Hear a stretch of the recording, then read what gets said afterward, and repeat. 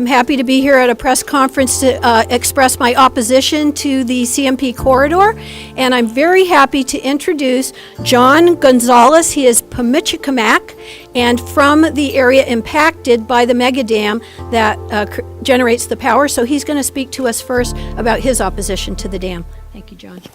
Thank you, Lisa. Tanzanina, Kanipu, Wampaske, Mikasu, Mikwanapio, many blessings to all my relations in the four directions. I am here representing the Pamichicamac people who are suffering from the highest levels of methyl mercury poisoning. These hydro-impacted communities are suffering from the fluctuation of the waters. The decomposition of our vegetation is causing high levels of methane to be released into the air, greenhouse gases, CO2. Many people don't realize that these hydroelectric infrastructure projects, they are the third largest storehouse of electricity in the world, and it's displacing our indigenous communities. These provincial crown corporations have promised to eradicate impoverishment on the reservations.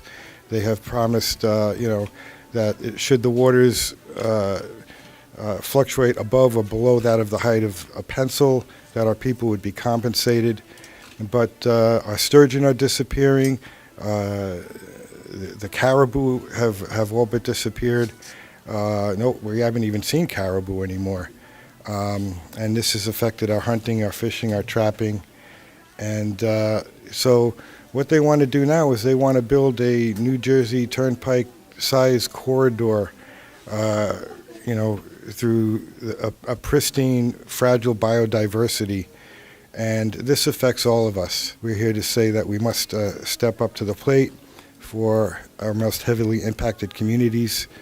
And I want to thank Lisa, and I want to thank all the Green Party members that are here today, for stepping up to the plate for our indigenous communities. Thank you. Thank you, John. Next, we're going to hear from Dawn Neptune Adams. She's a Penobscot journalist, activist, and consultant.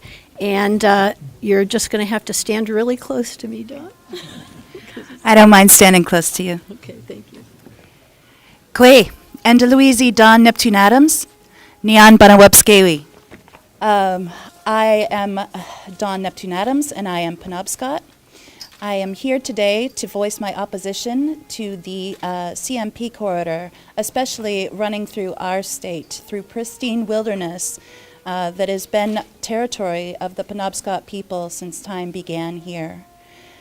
My first and foremost worry about the corridor is the water. As we all know, waters don't recognize borders. The water will be affected in Wabanakiyag if this corridor is allowed to go through. From what I know about energy corridors, they spray them with poisons to kill the vegetation.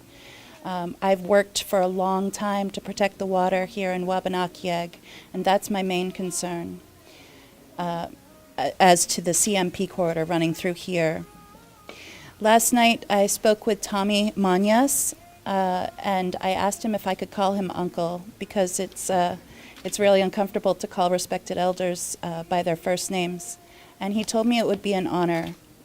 I promised him that I would bring his message that I heard last week here to the people. He and his wife Rita spoke of a time when there were no mega dams. And how they practice their culture with fishing and trapping and hunting and just being with the river, and how dangerous it is for them now just to exist as themselves in their territory. I related to this so much because we have cultural genocide going on here in Wabanakiyag, which is now called Maine. The governor who supports the CMP corridor has practiced or been complicit with cultural genocide here. There is a documentary called Penobscot, Ancestral River, Contested Territory, for anybody who would like more information about that. But getting back to the this corridor and this so-called green energy, I was speaking with a friend, ally, and accomplice this morning, basically going over what I was going to say. And he said, well, you haven't told the people how this will affect them. So I have a quote here from someone with whom I regularly disagree. He's a Republican senator named Tom Saviello. He lives in Wilton, which is in the path of the corridor. This is from the Sun Journal of March 17th, 2019. It says, CMP will make $60 million in profit per year, and Hydro-Quebec will make $10 billion in revenues over the course of 20 years. That's a lot of money. Putting their offer on a monthly basis, each Maine citizen would receive a whopping 38 cents per month. Per month. That's not a lot of money. And in exchange, Central Maine Power would make $5 million per month, and Hydro-Quebec would make a little more than $41 million per month. So compare that 38 cents to these millions that these energy companies are going to get. It's pennies for the people and millions for power companies. When the means of production are in the hands of the people make decisions about what is best for our communities. The people decide if they want to be responsible for the cultural and ecological genocide of their indigenous neighbors to the north, who are directly affected by the flooding of their territories. In the short term, we need to convince these governmental agencies, the Army Corps of Engineers, the DEP, and etc., to reject this injustice here in what we now call Maine. We need the people to vote on a referendum to reject the corridor through this pristine wilderness in Wabanakiyeg. And in the long term, let's put the means of production of electricity in the hands of the people by turning energy companies into public utilities. Yes. And Del Nabamuk, all our relations. So thank you very much, Don. I think that I term this sort of project environmental racism because I benefit from white privilege. My father's family had a business on the Kennebec River on stolen Wabanaki land. They cut ice. I'm sure they polluted the river for that industrial use. And I'm standing here on third base today, but I've learned enough to know that I did not hit a triple. I've had many doors open to me and many opportunities that came to me because I'm a white woman, had the chance to have this opportunity to serve the people of Maine as a senator who will work for people, planet, and peace. And I'm very proud to come out and say that I oppose the CMP corridor. I am going to find out more about Seth Berry's proposed bill to take over CMP and have the state of Maine run it. I think that's going to be an excellent idea. And some of the things that I'd like to share with you today are the fact that this is a climate emergency right now. I think that many young people look at my generation and say, what part of emergency do you not understand? To talk about drowning forests and cutting down acres and acres and acres of forest land that is sequestering carbon at a time when we are in a state of dire crisis. Human beings may very well be an endangered species soon, and we may very well take many other life forms down with us. I have grandchildren. I have children. Many of you here have loved ones that you don't want to see live in the kind of world with constant weather disruptions and lack of potable water and out-of-control storms and the kind of suffering that comes when climate refugees are pouring into Maine looking for a place to just be safe and live with their families. None of us want to see that happen. So, you know, I could cite other reasons to be against this project. It will hurt tourism. Tourism is a huge part of Maine's economy. We are so lucky that people want to come to beautiful Maine and recreate here. a New Jersey Turnpike-style swath through the Maine wilderness is not a good project for supporting tourism either. One of the things that really struck me is that Hydro-Quebec's CEO went on the Maine Calling show on Maine Public Radio about a month ago and said that he, said all kinds of great things about the project and how much it would benefit Maine and so forth. But he didn't really admit all the ecological damage that was done to generate the power in the first place. The figure that I've seen is that Hydro-Quebec stands to make $500 million a year if this project goes through. But the National Resource Council of Maine, Dylan Voorhees called up and on into the show, it's a calling show, and said, Hydro-Quebec has never shown up at any of the public hearings to testify and enter their facts into the public record. And Mr. Martel said, oh, well, that isn't the way we do things in Quebec. But I'd be happy to come down and speak. And Dylan Voorhees said, under oath. And he kind of dodged that question. The Hydro-Quebec CEO dodged that question. And then he made a statement. He said, oh, I'm all for democracy if it's necessary. Well, we here in Maine believe that democracy is always necessary, and the Maine wilderness is far too valuable of a heritage and a resource and a life support system for so many living things that these decisions cannot be put into the hands of corporations with a profit motive. They must be made by the people for the benefit of the people and for the next 7 generations, to borrow a phrase from our Indigenous friends. So I thank you all for being here. We are going to hear from some other speakers.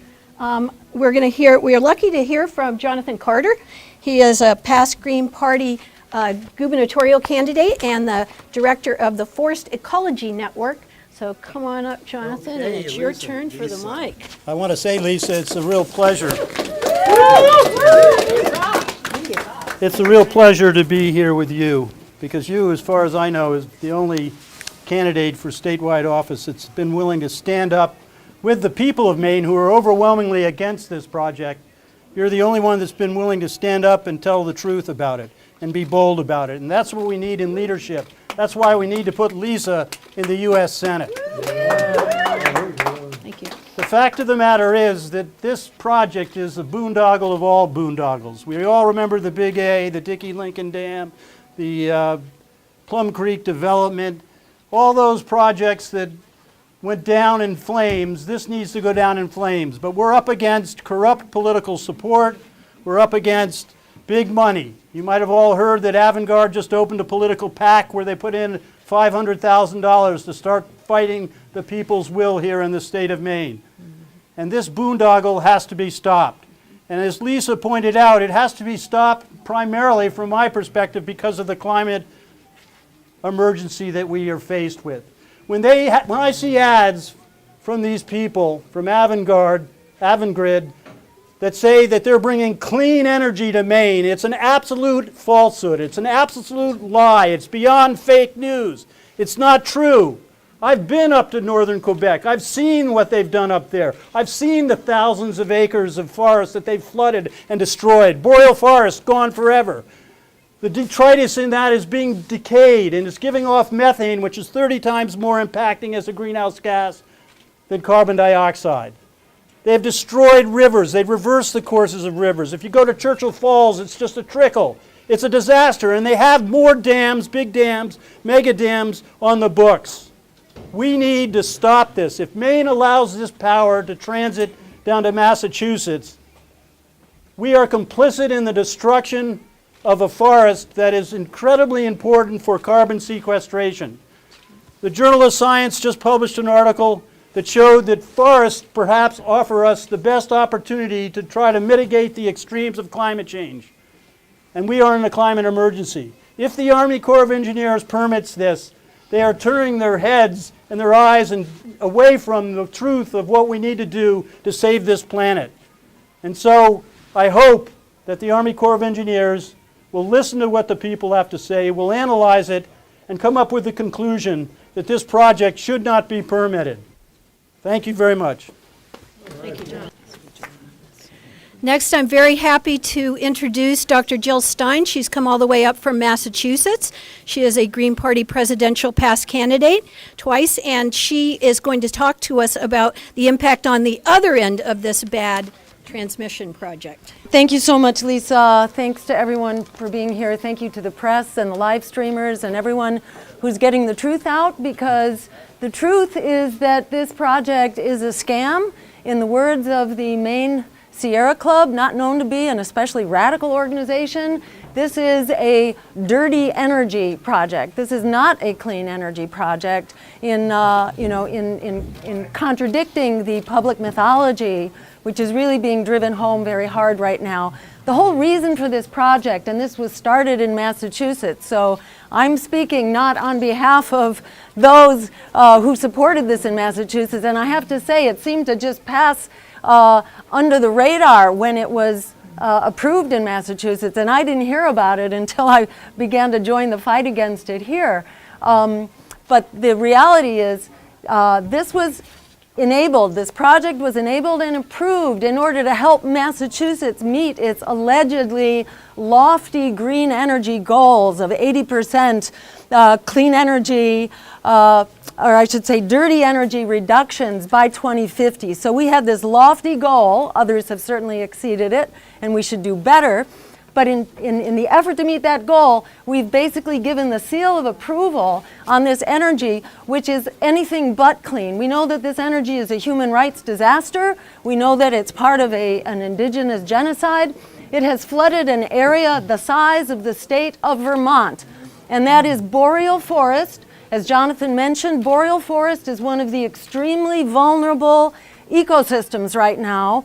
And if we continue to destroy it, like the Amazon, we will basically tumble into accelerating climate change.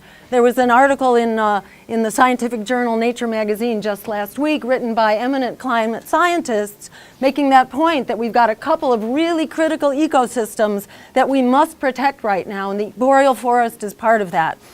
Still, the forest in Maine is, of course, equally important, and it's not only the ecology of Maine, it's also the economy of Maine, as Lisa had mentioned. It's the tourist economy, but it's also the future of our economies, not only in Maine, but throughout the Northeast and around the world. Maine should be leading the charge in creating the infrastructure for the production of clean, renewable energy, not importing dirty and human rights oppressive big hydro from Canada. And as others have said, by enabling this corridor right now, we're basically laying down the tracks for more of this in the future. 21% of free-flowing large rivers across the world now are being dammed.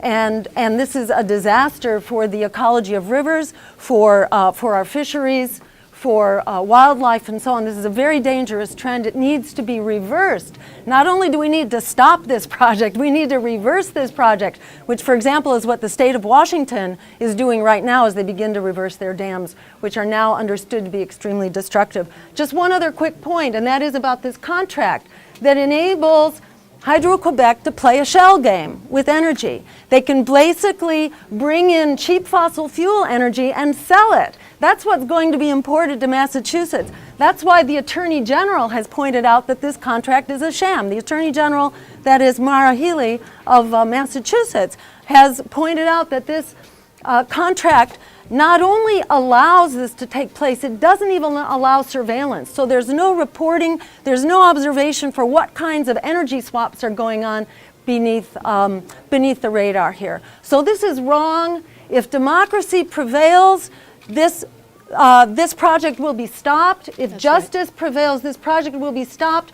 People have done a great job, and the groups that have been organizing have done a terrific job, because the last poll that I saw said that 65% of Maine, now the people of Maine, oppose this project. Only 15% support it. So it's just a crime to allow this to go forward when the people of Maine and increasingly people around the world understand that this is dangerous energy.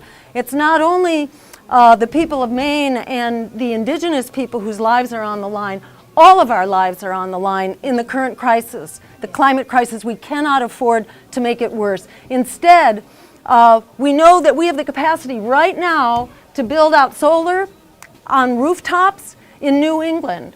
Rooftop solar could provide 3 times the amount of electricity that's going to be provided by Hydro-Quebec with this contract. So we can do the right thing, we can stop the wrong thing, and we're here to make that happen. Thank you all so much. Next to speak is Jess Falero. Jess is a Green from Portland, and she is an advocate for people experiencing homelessness. And thank you for being here, Jess. As a homeless advocate and a youth, I stand against CMP Corridor. The promise of jobs and clean energy is a farce. To whom's benefit will this corridor be? And to whom's suffering?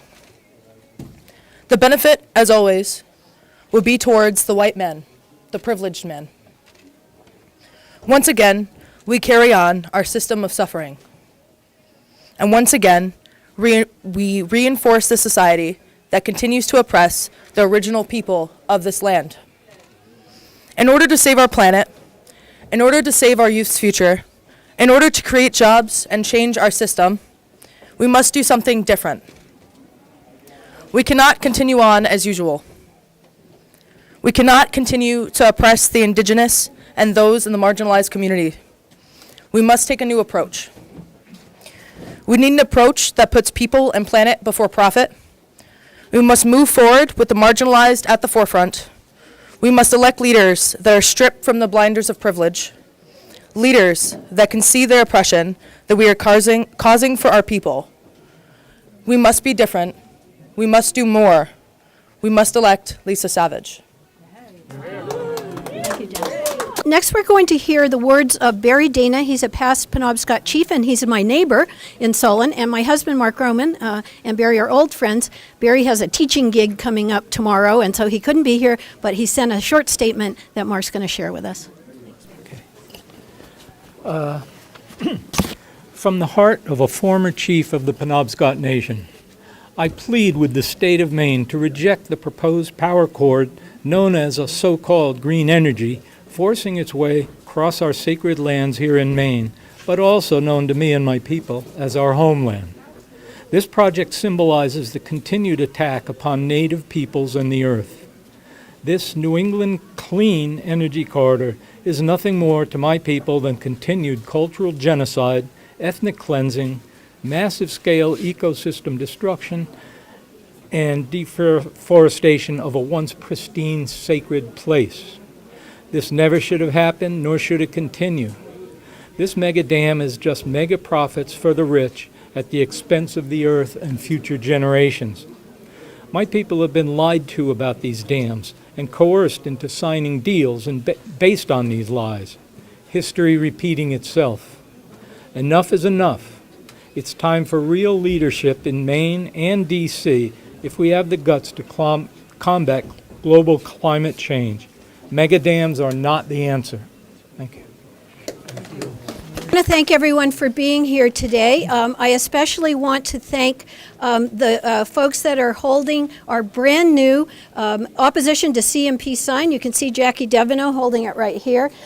We had a Maine artist donated her artwork to the project, and it says "Corporate hands off the Maine woods, no NESEC," and it is signed off by the Lisa for Maine campaign. So I am running for the U.S. Senate seat of Susan Collins under ranked choice voting as a Maine Green. I will work for the people, for the planet, and for peace. I appreciate your support. My website is lisaformaine.org. If you'd like to go there and find out more about the other issues that I'm supporting, we will be attending the public hearing and testifying, so I hope that you can all join us inside. And if you'd like to take home the CMP signs, please feel free to do so if you think that you can display it in your community and muster support. We need signatures to get on the ballot. We have to get 2,000 green signatures, registered Greens. We will be collecting those between January 1st and the middle of March. So if you go to the website, you can pledge to register Green if you're not already a Green and sign my petitions. And we will be in touch with you about how to do that come January 1st. So thank you very much for being here, and we'll see you inside. Thank you all.